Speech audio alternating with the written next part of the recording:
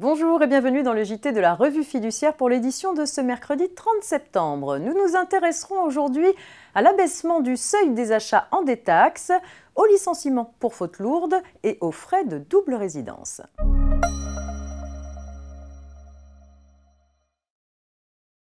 Et c'est donc l'abaissement du seuil des achats en détaxe qui ouvre cette édition. Pour mémoire, le dispositif de la détaxe permet à un voyageur résidant dans un pays tiers à l'Union européenne d'obtenir le remboursement partiel ou total de la TVA sur ses achats réalisés lors de son séjour sur le territoire de l'Union.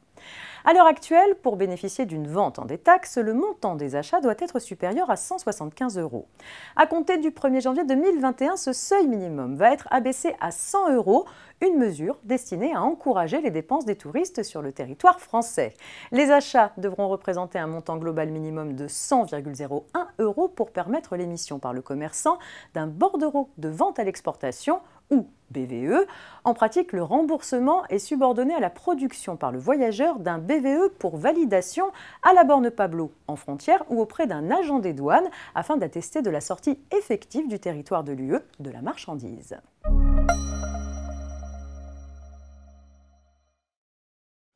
Il est question de licenciement pour faute lourde dans l'affaire qui nous intéresse à présent. Une salariée occupant des fonctions de coordinatrice n'avait pas présenté 135 chèques à l'encaissement. L'association qui l'employait l'avait licenciée pour faute lourde, lui reprochant, je cite, de s'être livrée intentionnellement à des actes de désorganisation et de dénigrement. La Cour d'appel avait écarté la faute lourde, la faute grave et la faute simple, ce qui revenait à un licenciement sans cause réelle et sérieuse. Pour la Cour d'appel, la salariée avait bien été fautive, mais l'intention de nuire qui lui était reprochée pour justifier son licenciement n'étant pas établie, son licenciement était infondé. Selon l'employeur, même sans intention de nuire établie, les juges d'appel auraient dû rechercher si les faits reprochés à la salariée pouvaient constituer une faute grave ou au moins une cause réelle et sérieuse.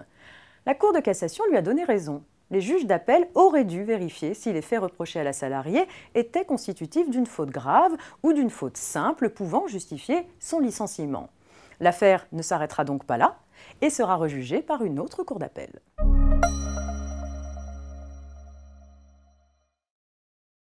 Une précision fiscale pour terminer. Vous le savez, les salariés peuvent renoncer à la déduction forfaitaire pour frais professionnels de 10% et opter pour la déduction de leurs frais réels.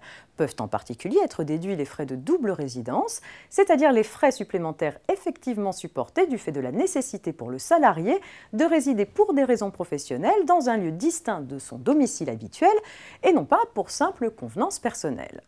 Ces frais de double résidence incluent notamment les frais de séjour et de déplacement, leur déductibilité étant appréciée en fonction des circonstances de fait. En revanche, selon l'administration fiscale, les frais de souscription à une offre Internet au domicile, qui constitue en principe une dépense personnelle, ne peuvent être admis en déduction qu'à condition que cette offre soit destinée à un usage professionnel, ce qui exclut que soient admis en déduction les frais de souscription à deux offres distinctes. Fin de ce JT, très bonne journée à toutes et à tous et à demain.